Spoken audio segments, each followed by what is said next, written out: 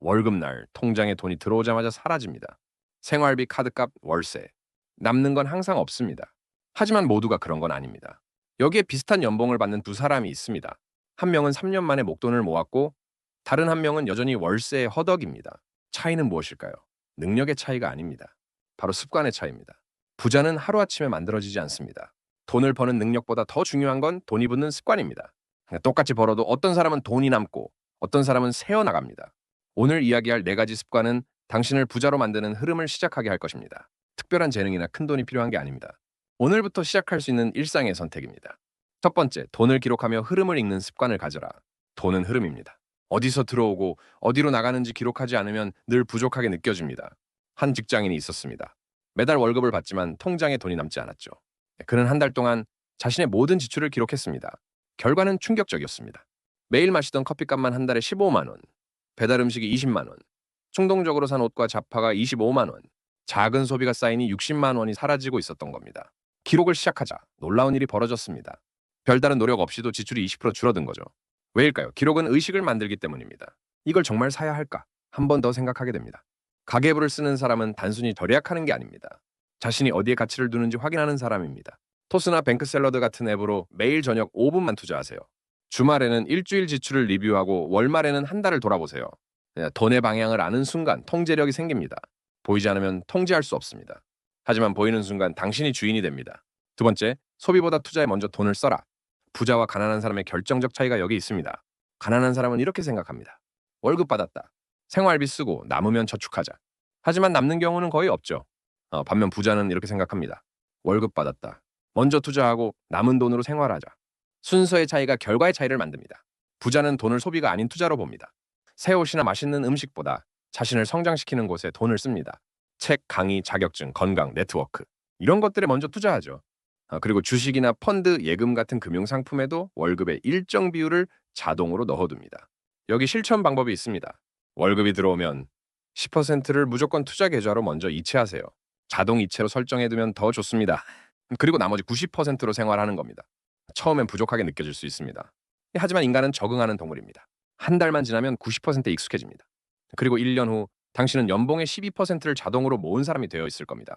지금의 만족보다 미래의 가능성에 돈을 쓰세요. 돈은 쓴 대로 흐르고 투자한 대로 돌아옵니다. 세 번째, 아침 루틴으로 하루의 방향을 세워라. 돈을 기록하고 투자하는 것도 중요하지만 그보다 더 근본적인 게 있습니다. 바로 시간을 누가 통제하느냐입니다. 부자들은 하루를 운에 맡기지 않습니다. 워런 버핏은 매일 오전 6시 신문을 읽으며 하루를 시작합니다. 애플의 팀 쿡은 새벽 4시에 일어나 운동하고 이메일을 확인하죠. 빌 게이츠는 아침 1시간을 독서했습니다. 이들의 공통점이 뭘까요? 아침에 자신만의 시간을 확보한다는 겁니다. 타인의 요구가 쏟아지기 전 자신의 목표에 집중하는 시간을 갖습니다. 왜 아침일까요? 아침은 의지력이 가장 높은 시간입니다. 하루 종일 의사결정을 내리고 스트레스를 받으면 의지력은 고갈됩니다. 하지만 아침에는 에너지가 충만하죠. 그리고 방해받지 않습니다.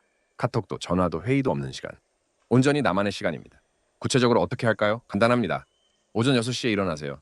6시부터 6시 30분까지는 가볍게 운동하거나 명상하세요. 몸을 깨우는 시간입니다. 6시 30분부터 7시까지는 오늘의 계획을 세우고 가장 중요한 일 한 가지를 먼저 처리하세요. 7시부터 7시 30분은 아침 식사. 이렇게 90분만 확보하면 됩니다. 이 90분이 당신의 하루를 지배합니다.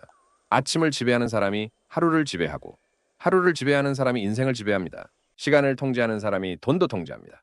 내일 아침 30분만 일찍 일어나 보세요. 그 30분이 당신의 하루를 바꿀 겁니다. 네 번째, 돈에 대한 불안보다 감사의 태도를 가져라. 여기 역설적인 진실이 있습니다. 돈은 불안한 사람보다 여유로운 사람에게 붙습니다. 심리학자들은 이것을 결핍 마인드와 풍요 마인드라고 부릅니다. 결핍 마인드를 가진 사람은 돈이 부족해, 더 벌어야 해, 이건 사면 안 돼, 이렇게 생각합니다. 그런데 역설적이게도 이런 불안감은 충동 소비를 만듭니다. 스트레스를 풀기 위해 쇼핑하고 불안을 잊기 위해 소비하죠. 반대로 풍요 마인드를 가진 사람은 다릅니다.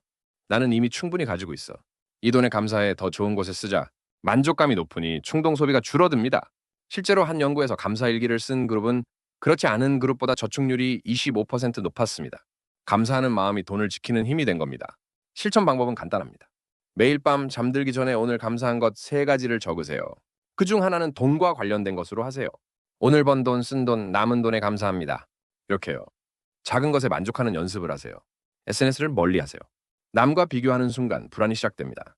옆집 차가 아무리 좋아도 내 차로 출근할 수 있다면 감사한 겁니다. 돈은 불안으로 쫓는다고 잡히지 않습니다. 돈을 쫓으면 도망가고, 돈을 존중하면 따라옵니다. 이미 가진 것에 감사하는 사람이 더 많이 얻습니다. 마음의 태도가 재정의 수준을 결정합니다. 오늘 밤부터 감사일기를 시작해보세요. 당신의 통장 잔고가 달라질 겁니다. 부자가 되는 건 운이 아니라 습관의 누적입니다. 돈을 기록하고 투자를 먼저 하고 아침을 장악하고 감사하는 삶, 이 네 가지 습관은 자연스럽게 돈이 모이는 구조를 만듭니다. 특별한 비법이 아닙니다. 오늘 하루를 어떻게 사느냐의 문제입니다.